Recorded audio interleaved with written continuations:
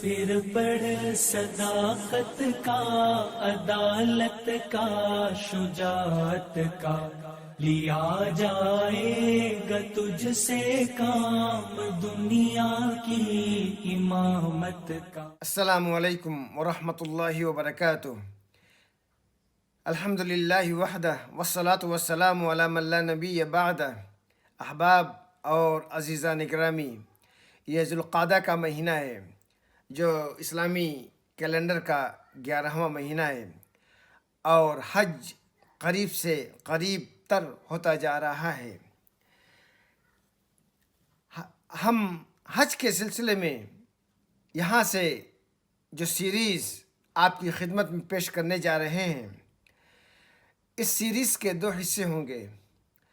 پہلے حصے میں ہم حج کے پس منظر کی ساری باتیں انشاءاللہ آپ کی خدمت میں پیش کریں گے، اور اس سیریز کے دوسرے حصے میں حج سے جو مناسک سے متعلقہ جو اعمال ہیں اس کے بارے میں انشاءاللہ بات کریں گے، اور اس کے پس منظر کے بارے میں بات کریں گے۔ تو آج کی سیریز کے پہلے حصے کی جو یہ سیریز ہے، اس کی اس پہلے پریزنٹیشن میں ہم ذوالقعدہ کے بارے میں بات کرنے جا رہے ہیں۔ ذوالقعدہ کے بارے میں اس لیے کہ ذوالقعدہ جو ہے حج کے 3 مہینوں میں سے ایک مہینہ ہے۔ تو حج کا جو پہلا مہینہ ہے وہ شوال ہے، دوسرا ذوالقعدہ ہے، تیسرا ذوالحجہ ہے، جس میں حج ایکچولی ادا کیا جاتا ہے۔ قرآن میں اللہ سبحانہ و تعالیٰ فرماتے ہیں الحج اشہر معلومات، یہ سورہ بقرہ کی آیت ہے کہ حج جو ہے یہ کچھ معلوم مہینے ہیں۔ اس کا مطلب یہ ہے کہ ان مہینوں میں کسی وقت بھی ہم حج کی نیت کر کے اور احرام باندھ کے سفر کر سکتے ہیں مکے کے لیے۔ تو اس وجہ سے یہ بہت اہمیت کا مہینہ ہے۔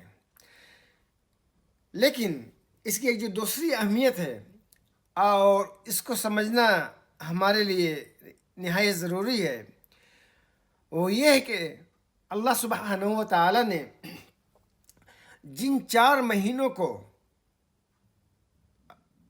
قرآن کے اندر حرم بتلایا ہے، انتہائی مقدس باحرمت، ان کو باحرمت بنایا ہے، اور اللہ سبحانہ و تعالیٰ نے سورہ توبہ کی آیت نمبر 36 میں فرمایا ہے کہ ان عدت الشہور عند اللہ 12 شہرا فی کتاب اللہ، کہ اللہ کے پاس جو مہینوں کی تعداد ہے وہ 12 ہے۔ فی کتاب اللہ، یہ اللہ کی کتاب میں لکھا ہوا ہے، جو اللہ کی ازلی کتاب ہے، اس کتاب میں لکھا گیا ہے کہ جو مہینے ہوں گے، جو سیزن کو جیسے اللہ نے جو تقسیم کیا ہے، ان کو 12 حصوں میں تقسیم کیا، اس کو 12 مہینوں میں تقسیم کیا ہے۔ اور یہ تقسیم اس وقت ہوئی تھی جب اللہ سبحانہ و تعالیٰ نے آسمانوں اور زمین کی تخلیق کی تھی، جیسا کہ فرمایا یوم خلق السماوات والارض، کہ یہ 12 مہینوں کی جو ڈیزائن بنائی گئی تھی، یہ اس وقت بنائی گئی تھی جب آسمانوں کو اور اللہ نے زمین کی تخلیق کی تھی۔ منہا اربعۃ حرم، ان 12 مہینوں میں سے 4 مہینے جو ہیں وہ باحرمت ہیں، ان کی حرمت ہے۔ ان حرمت کی پاسداری کرنی چاہیے۔ ذالک الدین القیم، یہی جو ہے صحیح اور دین قیم ہے، جس کو اللہ نے ڈیزائن کیا ہے، جو اللہ نے طریقہ جو مقرر کیا ہے، یہی سب سے صحیح طریقہ ہے۔ فلا تظلموا فیہن انفسکم، سو ان 4 مہینوں میں تم اپنے آپ پہ ظلم نہ کرو۔ تو ذوالقعدہ جو ہے وہ مہینہ ہے جس میں اللہ سبحانہ و تعالیٰ نے فرمایا کہ اس میں اپنے آپ پہ ظلم نہ کرو۔ پہلی بات یہ ہے کہ ذوالقعدہ کو ذوالقعدہ کیوں کہا گیا ہے؟ بہت سارے علماء فرماتے ہیں کہ اس مہینے کو ذوالقعدہ اس لیے کہا گیا کہ قعدہ جو ہے وہ قعدہ یقعد قعود جو عربی کا جو لفظ ہے اس سے آیا ہے، جس کا معنی ہے بیٹھنا، پیچھے ہٹنا۔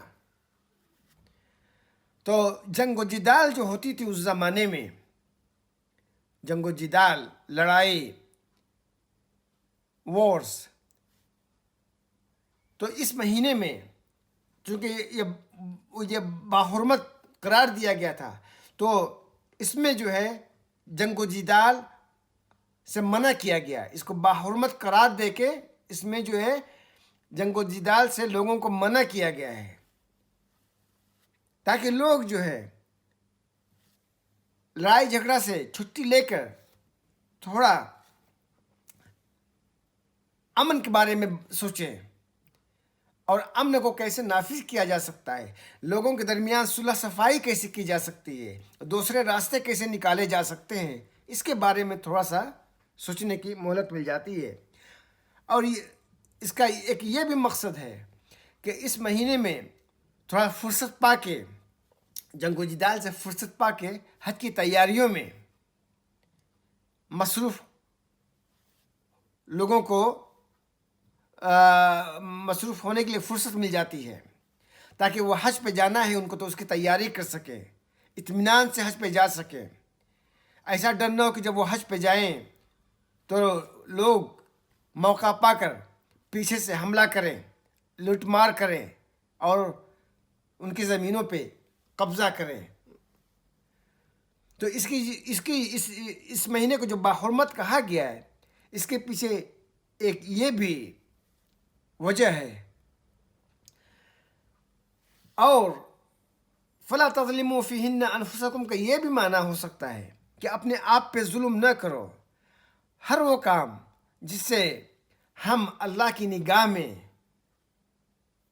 گناہ کے مرتکب ہوتے ہیں، چاہے ہماری چھوٹی باتیں ہوں، چاہے ہماری بڑی باتیں ہوں، چاہے لڑائی جھگڑے ہوں، چاہے باہمی چپقلش ہوں، باہمی چپقلش بھی ختم کرنی چاہیے۔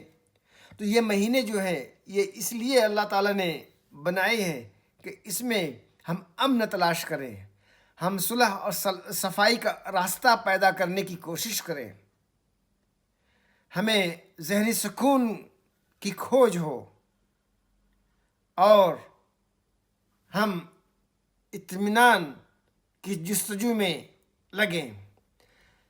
تو یہ بھی ایک مقصد ہے اس مہینے کو باحرمت بنانے کا۔ اور پھر اس کے بعد جو ہے ذوالحجہ ہے، اور ذوالحجہ میں ہم حج کے لیے جاتے ہیں، لیکن وہ لوگ بھی ہیں جو حج پہ نہیں جاتے ہیں، تو یہ باحرمت سب کے لیے ہے، ان کے لیے بھی جو حج پہ جاتے ہیں اور ان کے لیے بھی جو حج پہ نہیں جا سکتے یا نہیں جا رہے ہیں، اور سب کو جو ہے اس مہینے کی اور جو بھی 4 مہینے جو حرمت کے ہیں اس کی پاسداری کرنی چاہیے، اس میں اللہ کی اطاعت کرنی چاہیے، اللہ کی خوشنودی حاصل کرنے کی کوشش کرنی چاہیے۔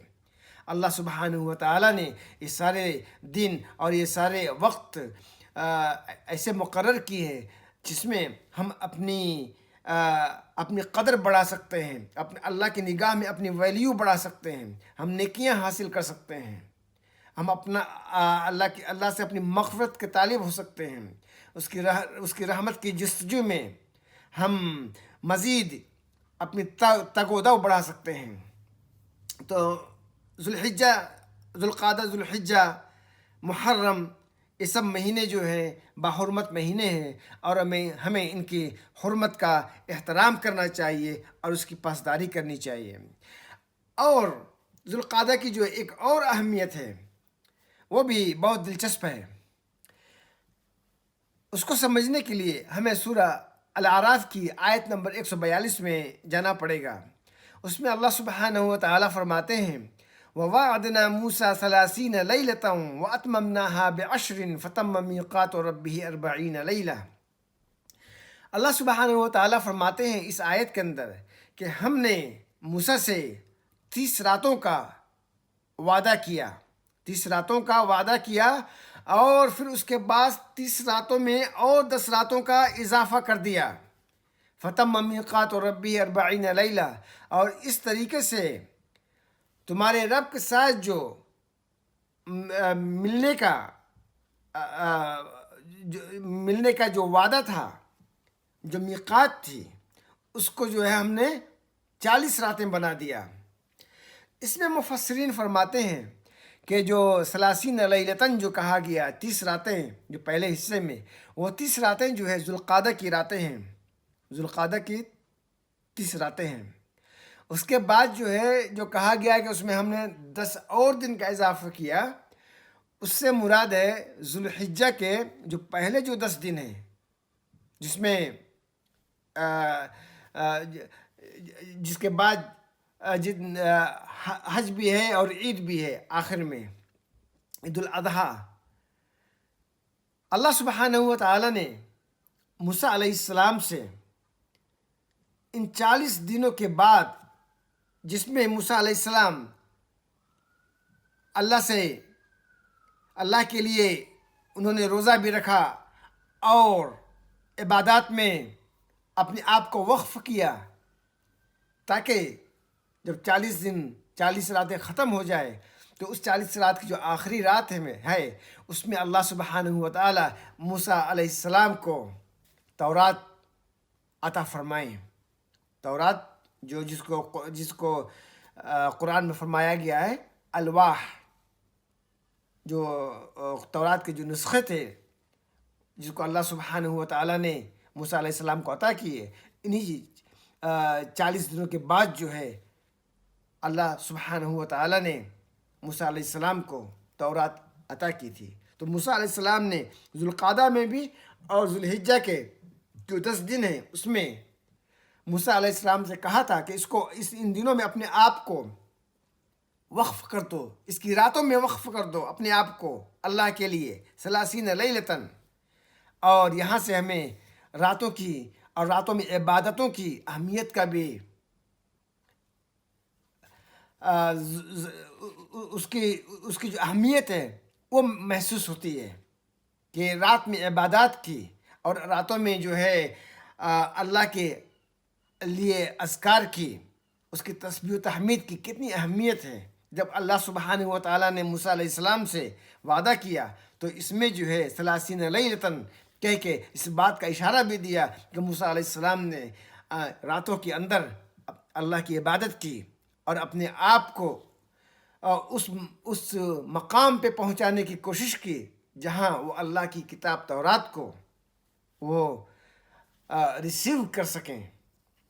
ہمارے نبی محمد صلی اللہ علیہ وسلم، انہیں جب قرآن عطا کیا گیا تو انہیں تو قرآن پہلی رات میں، نبوت کی پہلی رات میں انہیں قرآن عطا کر دیا گیا تھا۔ اور یہاں موسیٰ علیہ السلام یہ تو نبی بہت پہلے بن گئے تھے، جب وہ اپنی اہلیہ کے ساتھ مدائن سے واپس ہو رہے تھے تو سینا کے اندر کوہ طور پہ اللہ سبحانہ و تعالیٰ نے آپ کو نبوت عطا کی، لیکن اس وقت تورات جو ہے نہیں عطا کی تھی۔ تورات جو ہے ان 40 دنوں کے ڈیڈیکیشن کے بعد آپ کو عطا کی گئی۔ تو ان دنوں کی اہمیت کا ہمیں احساس ہونا چاہیے۔ اور چلتے چلتے ایک بات اور جو ہے ہمیں یاد رکھنی چاہیے کہ نبی صلی اللہ علیہ وسلم نے جو عمرے کیے ہیں وہ صرف 4 عمرے تھے، انہوں نے جو اپنی زندگی میں عمرے کیے ہیں، اور یہ 4 عمرے جو ہے یہ ذوالقعدہ کے مہینے میں سارے عمرے ہوئے تھے۔ اسی مہینے میں، ذوالقعدہ کے مہینے میں یہ 4 عمرے آپ نے ادا فرمایا تھا۔ اس لیے بہت سارے علماء ذوالقعدہ میں عمرہ ادا کرنا اس کو سنت کی نگاہ سے دیکھتے ہیں، اس کو سنت سمجھتے ہیں۔ اور بہت سارے لوگ کوشش بھی کرتے ہیں کہ ذوالقعدہ میں وہ عمرہ کرے. بہرحال ذوالقعدہ کا مہینہ بہت اہمیت کا حامل مہینہ ہے، اور ہمیں اللہ نے جو پیغام دیا ہے ہمیں اس پیغام کو، اس میسج کو سمجھنے کی کوشش کرنی چاہیے، اور اس میسج کے مطابق ہمیں عمل کرنے کی کوشش کرنی چاہیے، اور دنیا کے اندر امن و امان، سلامتی پھیلانے کی کوشش کرنی چاہیے. جو ذوالقعدہ کا جو میسج ہے ہمیں وہ دنیا کے لوگوں کو بتلانا چاہیے اور اس پہ عمل بھی کرنا چاہیے. تو اللہ سبحانہ و تعالی ہم تمام کو اس کی توفیق عطا فرمائیں. شکریہ. والسلام علیکم ورحمۃ اللہ وبرکاتہ.